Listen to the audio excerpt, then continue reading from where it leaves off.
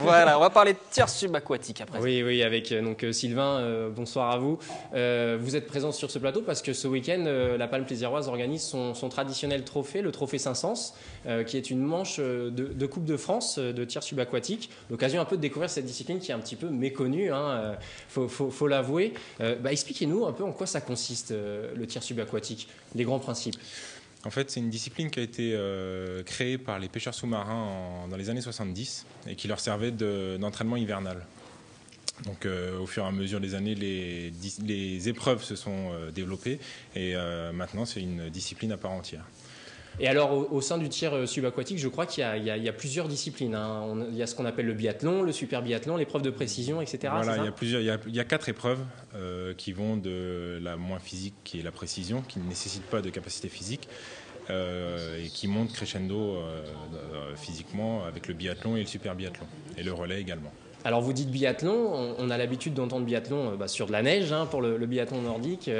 Là, c'est un peu le même esprit. Il y a deux épreuves en une. C'est ça s'apparente au biathlon nordique dans le sens où il y a on demande de la concentration pour le tir et derrière, il y a une épreuve physique qui fait monter le cœur. Cette épreuve physique, c'est des allers-retours en apnée. On a un parcours, on est à 15 mètres de la cible et on fait l'aller-retour sous l'eau. Donc on fait 15 mètres en apnée, on effectue un tir et on revient. Et alors, les qualités pour être un bon tireur, quelles sont-elles?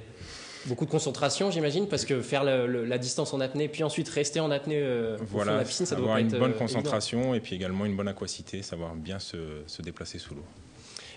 Pour en venir au trophée Saint-Saëns, ce trophée est donc une manche de la Coupe de France. C'est une étape importante de la Coupe de France, le trophée à plaisir? C'est une étape importante, c'est un rituel tous les ans.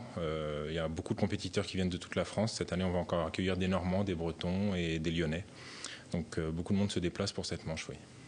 Et pour se maintenir au sol, comment font les tireurs? Parce qu'il y a quand même la fameuse poussée d'Archimède. Oui. Ça doit être plutôt compliqué de rester bien en bas de la piscine. Avec des poids, ils sont lestés. Ils sont lestés. C'est presque ça, on a des poids qu'on appelle... Bravo Wilfried. On a des poids qu'on appelle des gueuses, donc c'est un poids en plomb avec une poignée qui nous permet de nous maintenir que d'une main. La main qui tient le fusil ne se maintient à rien du tout. Vous vous accrochez à ce poids, voilà. Vous n'êtes pas lesté quand vous plongez, non. Sinon pour remonter, c'est compliqué. Quelques tireurs se lestent, mais pas tous. Donc ça veut dire que vous tirez avec une seule main, à la carabine. Tout à fait.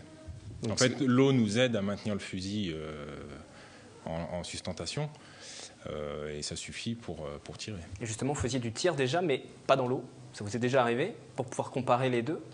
Oui, pendant les stages équipe de France, justement, on fait des disciplines comme ça pour faire des parallèles. Donc, on a déjà fait du biathlon nordique et on a fait aussi du tir à la carabine et du tir au pistolet. Et pour comparer les systèmes de visée. C'est dans l'eau ou en dehors le plus dur?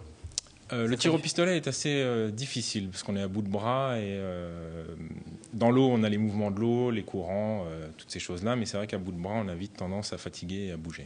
J'allais vous le demander, dans l'eau, avec les courants, les petites vagues, des palmes des adversaires, ça doit être aussi compliqué pour bien se caler sur la cible. C'est des facteurs perturbants qu'il faut arriver à prendre en compte et anticiper. Oui.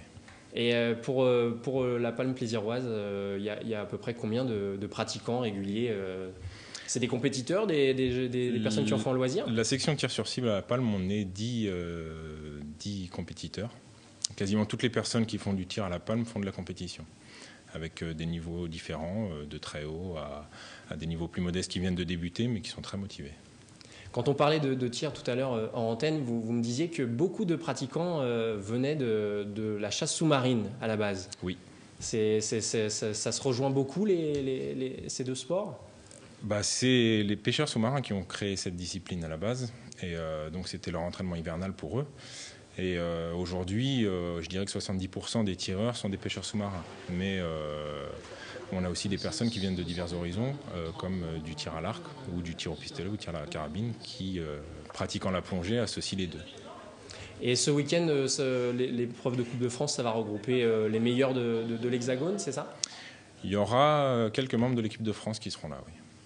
Et vous, je crois que vous participez aussi, en outre le trophée Saint-Saëns, mais à des compétitions internationales qui commencent à voir le jour dans la discipline. Voilà.